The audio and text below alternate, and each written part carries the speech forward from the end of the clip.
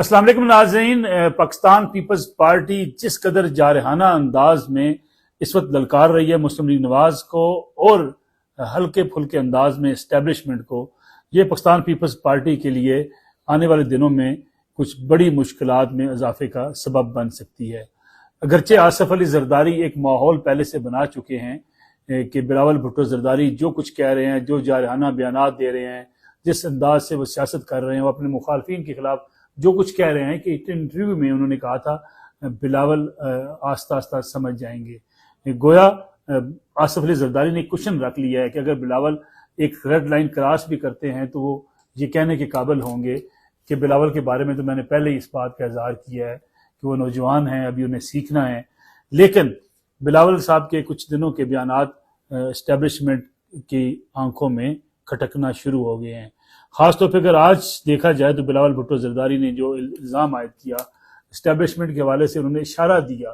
कि केपीके के अंदर उन्हें कन्वेंशन करने से रोकने का कहा गया। किसने कहा ये नहीं बताया, लेकिन साथ ही साथ इस बात का इशारा कर दिया कि उन्हें बताया गया कि वहाँ के वज़ीर-ए-आला का पहले से फैसला हो चुका है। गोया बिलावल भुट्टो जरदारी ये कहना चाह रहे हैं कि केपीके के अंदर इंतखाबात के हवाले से पहले ही फैसला हो चुका है कि कौन वज़ीर-ए-आला होगा। अल्टीमेटली उनकी निशानदेही इस वक्त जो है एस्टेब्लिशमेंट की तरफ है। पहले वो एस्टेब्लिशमेंट के हवाले से मुस्लिम लीग नवाज पर तनकीद कर रहे थे कि मुस्लिम लीग नवाज के रहनुमा मियां नवाज शरीफ लाडले हैं, जिस तरीके से बाहर से आए उन्हें सपोर्ट दी गई, उन्हें प्रोटोकॉल दिया गया, फिर उनके मुकदमात भी जिस अंदाज से डील किए जा रहे हैं, ये सारा मलबा वो एस्टेब्लिशमेंट के ऊपर गिराने की कोशिशों में लगे हुए हैं। इन हालात में साथ ही साथ ये कहना कि मियां नवाज शरीफ जो है उनको सिलेक्ट करवाया जा रहा है, वो इलेक्ट होने नहीं जा रहे बल्कि सिलेक्ट होने जा रहे हैं। पिछले 3 दिन के अगर बिलावल भुट्टो जरदारी के बयानात आप सामने रखें तो उससे आपको अंदाजा होता है कि बिलावल बहुत गुस्से में दिखाई देते हैं, और गुस्से में इसलिए दिखाई देते हैं कि उन्हें लगता ये है कि आने वाली हुकूमत जो है वो मियां नवाज शरीफ की होगी और मियां नवाज शरीफ इक़्तिदार संभालने जा रहे हैं। लेकिन आज के इस सख्त बयान के बाद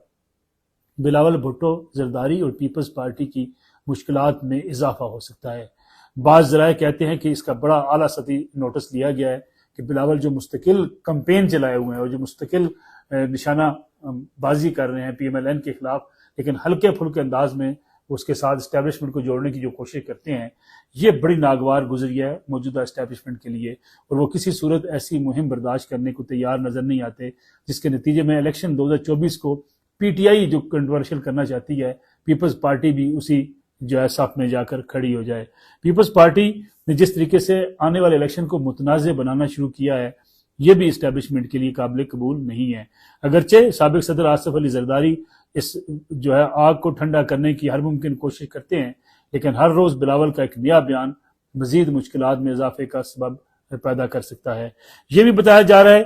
कि मीडिया प्रॉपर्टी टाइकून जो है मलिक रियाज हुसैन साहब, उनके मामला जो हैं उस हवाले से उनको भी नत्थी किया जा सकता है आसिफ अली जरदारी साहब के साथ भी, क्योंकि इस वक्त तो उनका मामला चल रहा है पाकिस्तान तहरीक इंसाफ के साथ,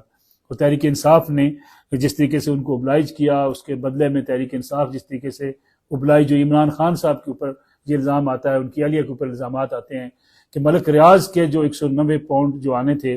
वो उनको इसलिए दिए गए कि उसके अगेंस्ट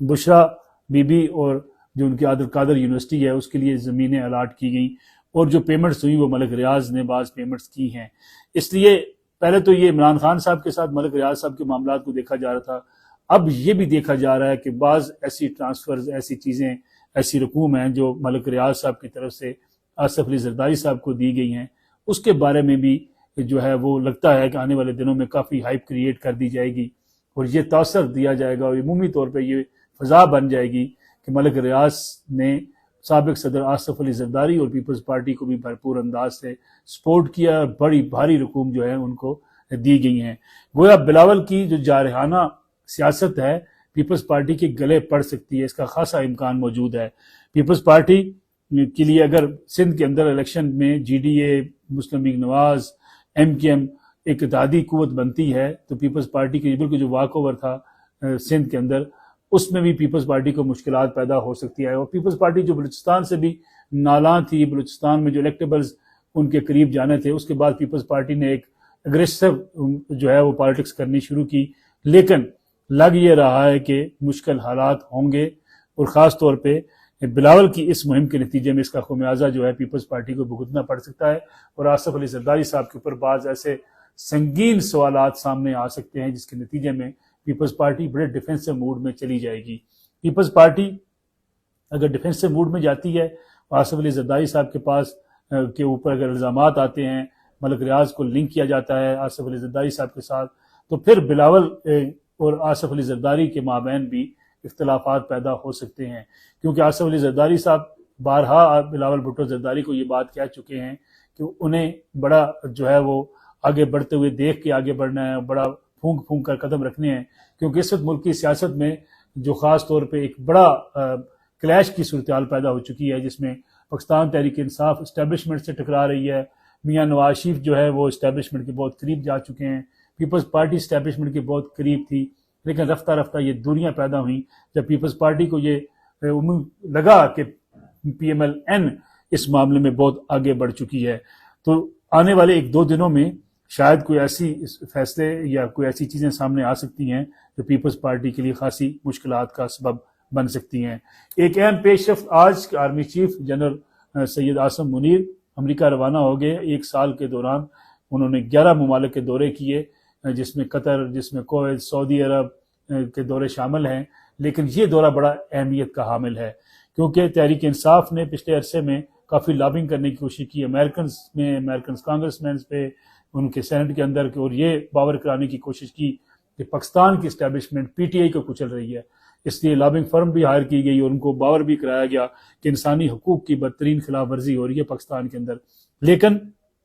اس میں پی ٹی آئی کامیاب نہ ہو سکی اور کوئی بڑا دباؤ پاکستانی حکام کے اوپر پی ٹی آئی کی طرف سے دباؤ کے نتیجے میں نہیں آیا۔ لیکن اب جب جنرل عاصم منیر خود امریکہ میں موجود ہوں گے، آئی ایم ایف کے ساتھ جو بات چیت کے مرحلے ہوئے، جو معاشی اور سیکورٹی معاملات ہیں، یہ بھی ڈسکس ہوں گے، اور بڑا اہم دورہ اس لیے شمار کیا جائے گا کہ یہ تاثر پیدا ہو چکا تھا کہ پاکستان چین کی طرف الائنمنٹ میں جا چکا ہے، مڈل ایسٹ کے اندر امریکہ کے جو تعلقات تھے پہلے ویسے نہیں رہے، سعودی عرب کے ساتھ بھی ان کے معاملات پہلی جیسی کیفیت میں نہیں ہیں، اور خاص طور پہ اگر گلف ریجن کی بات کی جائے تو ان حالات میں آرمی چیف کا دورہ امریکہ بڑی اہمیت کا حامل ہے۔ پاکستان امریکہ اور چین اور مڈل ایسٹ کے ساتھ ایک ایسا جو ہے سفارتی تعلقات رکھنا چاہتا ہے جس کے نتیجے میں نہ امریکہ ناراض ہو، نہ چین ناراض ہو، اور جو سینٹرل ایشیا کے ممالک ہیں اور پھر جو مشرق وسطیٰ ہے، ان کے مابین جو پاکستان اپنا کردار ادا کر سکتا ہے اس میں بھی اپنا کردار ادا کرنے کی کوشش کرے۔ اس وقت سعودی عرب پاکستان کے ساتھ کھڑا ہے اور سعودی عرب امریکہ سے دور جا چکا ہے، ان حالات میں پاکستان کی اہمیت خاصی بڑھ چکی ہے اور اس کا فائدہ موجودہ اسٹیبلشمنٹ اٹھا سکتی ہے، اس لیے وہ سیاسی جو ملک کے حالات ہیں شاید اس صورتحال کے پیش نظر وہ پس منظر میں چلے جائیں گے، اور جو پی ٹی آئی توقع لگا کر بیٹھی تھی کہ اسے عالمی مدد یا مختلف ممالک سے سپورٹ مل سکتی ہے، پی ٹی آئی کی سب سے بڑی ناکامی یہ ہے کہ نہ انہیں یو کے سے سپورٹ ملی، نہ اسے امریکہ میں انسانی حقوق کے حوالے سے ان کی اٹھائی گئی آواز کو انٹرٹین کیا گیا، اور نہ ہی اسے چین اور دیگر گلف ممالک سے کوئی ایسی سپورٹ ملی، اور جس کی بنیادی وجہ عمران خان صاحب کی اپنی حکومت کے دوران ان ممالک کے ساتھ ڈیل کرتے ہوئے جو ان کا رویہ تھا، جو ان کو بیہیویئر تھا، اس کو گردانا جاتا ہے کہ اگر عمران خان ان ممالک کے ساتھ اپنی بہترین سفارتکاری کرتے اور خارجہ پالیسی کے حوالے سے عمران خان اگر خارجہ پالیسی کے امور کو پیش نظر رکھ کر تعلقات کو آگے بڑھاتے تو شاید عمران خان کو آج اس حوالے سے کچھ سپورٹ ملنے کا امکان بھی ہوتا۔ آرمی چیف سعودی عرب سے اپنے جو قرضوں کی ادائیگی ہیں ان کو ڈیفر کروا چکے ہیں، اور اگر امریکہ کا دورہ کامیاب رہتا ہے اور امریکہ کی طرف سے آئی ایم ایف کی سپورٹ کے حوالے سے اگر کچھ پیش رفت ہوتی ہے تو لگ یہ رہا ہے کہ پاکستان کی اکانومی کو آرمی چیف کے تعاون سے بہتری اور سپورٹ ملنے کا امکان ہے، لیکن شرط وہیں پہ ہوگی، انتخابات اگر ہوتے ہیں آنے والی سیاسی حکومت کی ترجیحات کیا ہوں گی، آنے والی سیاسی حکومت ملک کی معیشت کے حوالے سے چند بڑے اہم فیصلے جو ماضی میں کبھی نہیں کیے جا سکے اگر وہ کر لیتی ہے تو معیشت تب پڑڑی پر چڑھ سکے گی، خاص طور پہ اسمگلنگ جس کے خلاف آغاز ہو چکا ہے، انکم ٹیکس کی چوری ہے، خاص طور پہ ٹیکس چوری ہے، کسٹم چوری ہے، ان چیزوں کے اوپر بجلی چوری ہے، اور جو وہ بڑے یونٹس جو اس وقت نادہندہ یونٹس ہیں اگر ان کے حوالے سے کوئی واضح پالیسی اگلی حکومت نے اپنائی تبھی معیشت بہتر کی طرف جا سکے گی، ادروائز آنے والی حکومت کو بھی جو چیلنجز ہوں گے اس سے نمٹنا اتنا آسان نہیں ہوگا۔